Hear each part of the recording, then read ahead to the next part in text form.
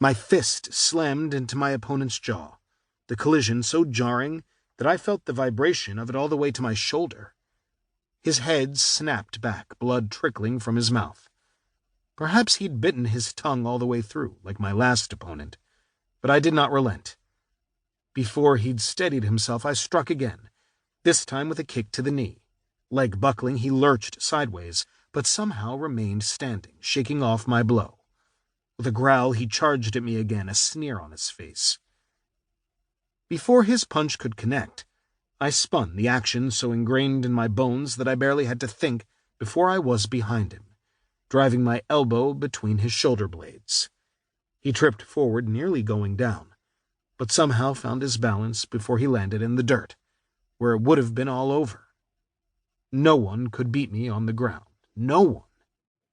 Not even this champion of Tyre, who had a reputation that stretched all the way here to Ashdod. Myriad voices hummed around me, like the constant buzz of a disturbed hive. But I remained immune to their bidding.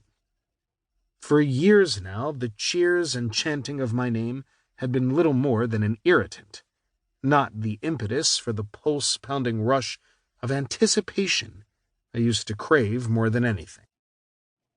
The one voice that broke through the haze was Mataro's, and only then because he was at the edge of the fighting grounds, screaming at me to finish the man, as if I actually planned to let my opponent get the best of me. My cousin knew me better than that.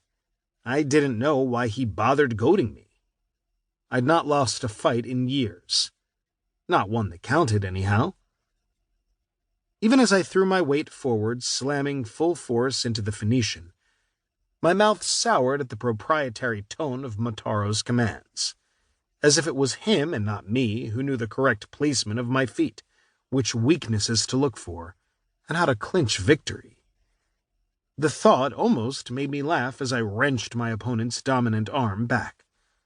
Mataro was little more than an overfed jackal these days. Nothing like the man who'd opened the door to me 10 years ago. The man who had been on the verge of ruin, inebriated and unsteady on his feet, as I explained who I was and that I'd come back to Philistia to build the fortune he'd promised me. Mataro may have arranged the first of my matches and coached me to fight like the ruthless demon I was rumored to be, but the urge to wrap my fingers around his fat neck and squeeze was increasing.